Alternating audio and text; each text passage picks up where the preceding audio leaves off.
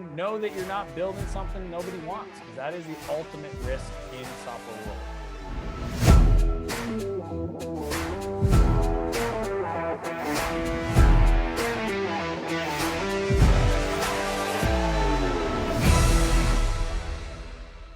Hey there, Dan Martell here, serial entrepreneur, investor, and creator of SaaS Academy. In this episode, I've got a really fun one. Okay, I was on Twitter the other day and I asked the question about, what's the biggest fear you have as a non-technical founder starting a software business? Okay, so I got everybody's answers. Literally, I've got like 55,000 followers and I had dozens of replies.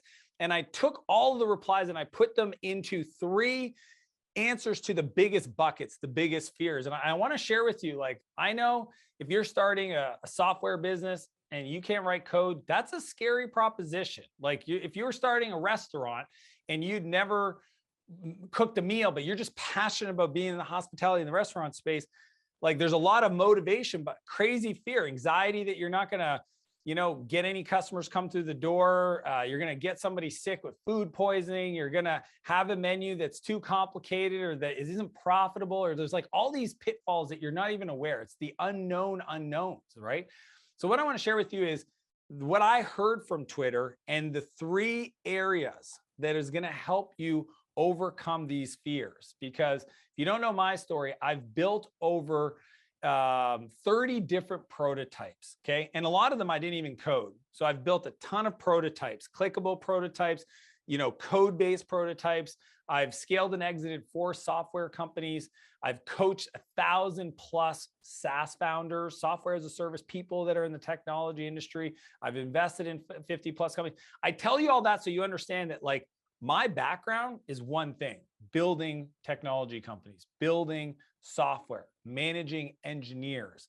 So all these 3 strategies are based on that level of experience. And I want to give it to you. If you're in anxiety and fear and doubt and concern, I'm hoping that this is going to help pull you through, because what I know is that when we build software, we unlock the human potential that's in the world. If you think about it, every tool, software is tools, it's workflows. Steve Jobs called it the bicycle of the mind. Every software will help people get their time back, make less mistakes, to be able to be more creative. And that's why I'm so passionate about helping software founders grow and scale and help you if you're thinking about getting into it. So here's what I got. Number 1, skill development. So here's the deal. If you start your software business and you completely fail, here's what I know is you will develop a new skill. You will become better at managing projects on a remote team, probably managing software. These are all things that are actually very, very valuable in the market. I recently hired a new program lead, and his background, the person that's leading this, had a failed startup software or had a failed software startup. And what I love is that anybody that starts building a technology company, they build this skill of product management. They build the skill of talking to the market and trying to translate that into a workflow, an interface, activities. And that is an incredibly valuable skill that for me translates into program ownership, product development. So, don't underestimate how valuable going into the business and developing new skills. I know when I started coaching in my YouTube channel, one of the biggest skills I want to develop is communication. And I knew that the more I did this, the more I got in front of a camera and I talked to people. And guess what? One take, right? It took me months to get to this point where I can get in front of a camera and just talk about the strategies that I knew in my heart. When I was talking to a friend at a dinner table, I didn't need an outline. I didn't need a script. I didn't need a teleprompter. Why can't I talk about it just the same way I would do to a friend at a dinner? And that skill, even if I failed, even if my YouTube channel didn't get 10 bazillion views and 10 million subscribers, I knew it was something worth learning for me in everything I do. And I wouldn't change a thing. I've gone live every Monday, not live, but I've published every Monday for the last 6 years, and I haven't missed a week ever. And I don't plan to. I gave myself a 10-year commitment, which is a long time, but it's kind of how I roll. And that skill development is valuable. So I want you to think about that. And I really want to encourage you to just do it. But that's one of the big beliefs that I want you to adopt. Even if the whole thing fails, you will be a better person because of it. Number 2 is find a technical friend. So if I was starting a restaurant, I would definitely find a chef.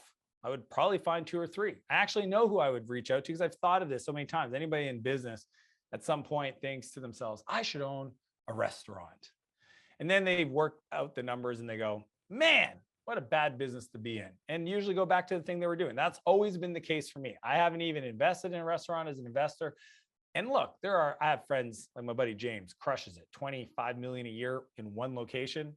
Those are the exceptions. And if James was starting a restaurant and he wanted investment, here's my money. But for all those building software businesses, find a technical friend. Okay. So I remember when I was building my company, Spheric, and I needed to build even a new part of the code, I found this guy named Scott Wadden. Scott was working as a teacher at the college. The way I found him is how I tell a lot of people is call your local college and ask who their top students are in the programming class.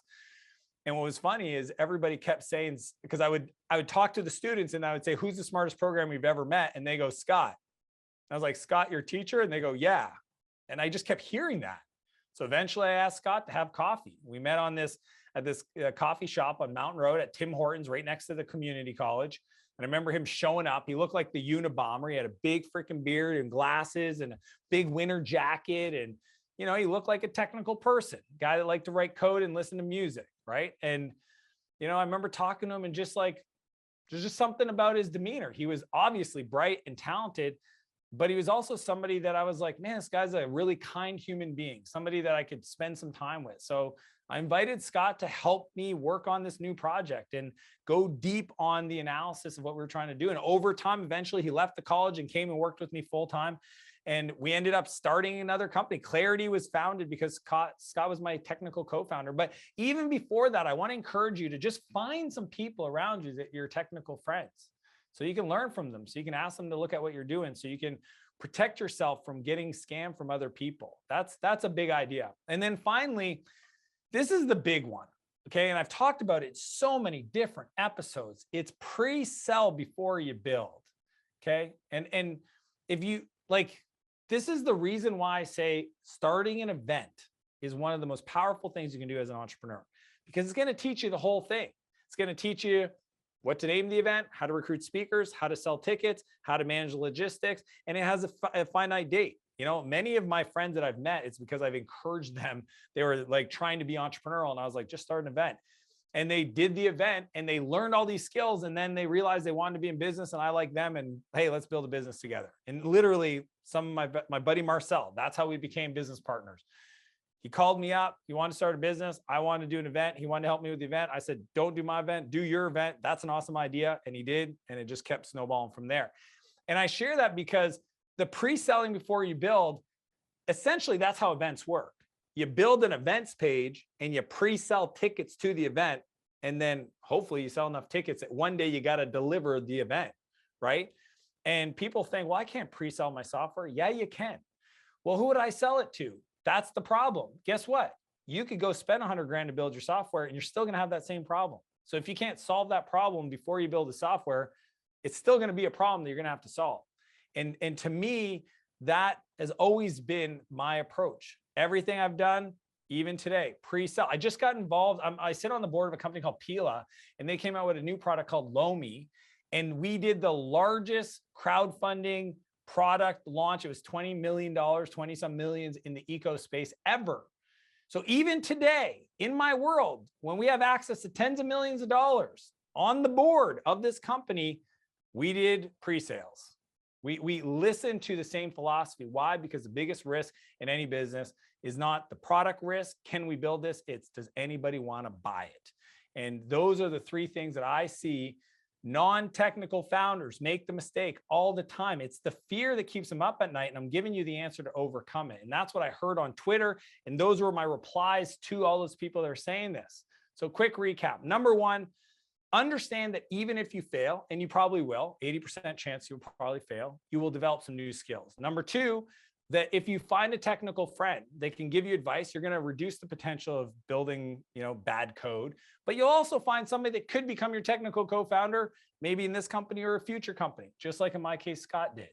And then finally, make sure you pre-sell before you launch, before you go and raise money from friends and family and spend all this time building stuff. Like, go find some customers, talk to the customers, get them excited about it, have them make a financial commitment to you so that you know that you're not building something nobody wants, because that is the ultimate risk in software world. So I hope those 3 strategies landed for you that help you overcome the fear, because at the end of the day, I really, really, really encourage you to start something. Software is one of the most rewarding industries. It's why the valuations are so high. It's why you see multi-billion-dollar exits on a daily.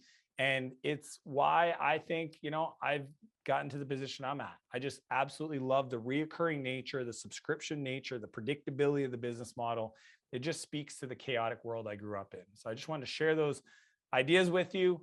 And if you like what you've heard, please subscribe to this channel and leave a comment below. Let me know what was the #1 takeaway for you. What did you need to hear most today? And as per usual, I want to challenge you to live a bigger life and a bigger business. And I'll see you next Monday. Have an amazing day. Cheers.